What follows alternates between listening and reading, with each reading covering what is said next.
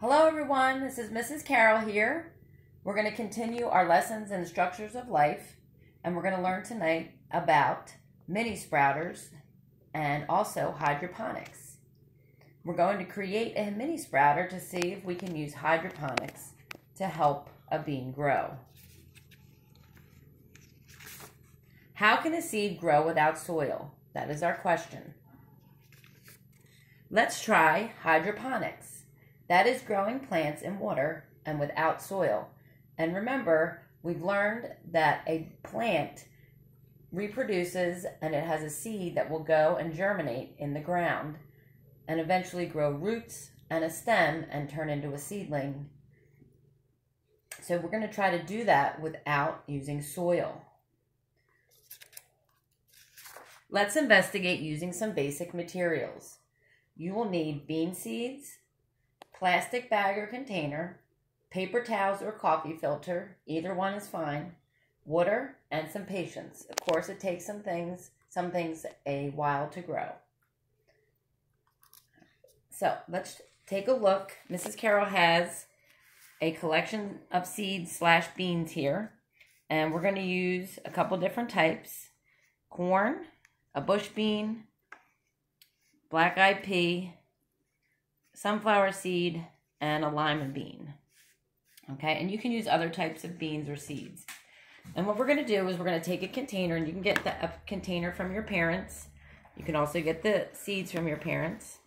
And we're going to take the seeds, and we're going to place them inside the container and put them on top of the paper towel, or you could use a coffee filter. Then we're going to pour just a little bit of water on top, just enough to dampen them and hydrate the seeds. Okay. And once you've done that, actually I'm going to just a little bit more, almost to where you're covering them just a little bit. Then we're going to take a lid and we're going to drain all the extra water out.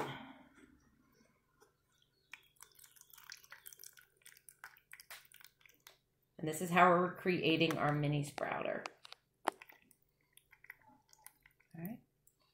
We have all the extra water out. Put it back down. And there you go. You have your seeds in there. I'm going to move him back down. And then we want to cover it just enough so there's some air that gets through. And here's an example that I have. This is my mini sprouter that I've been using. Okay. Another way you can do it is, if you do not have a container, you can use a plastic bag. You can put a bean, there's my lima bean, inside a paper towel. Again, hydrate, dampen the paper towel, drain it out of the bag. You can pour the water inside the bag if you want and then drain it out. Or just dampen the paper towel, whatever works best for you. And then you have another version of a mini sprouter. Both of these, you need to make sure that they are close to a window that has sunlight coming through, or on a windowsill. All right. And then you'll watch for 6 to 10 days to see what happens to your seeds.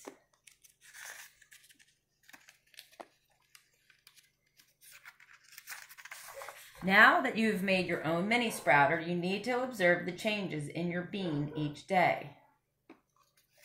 This is important. This is what scientists do.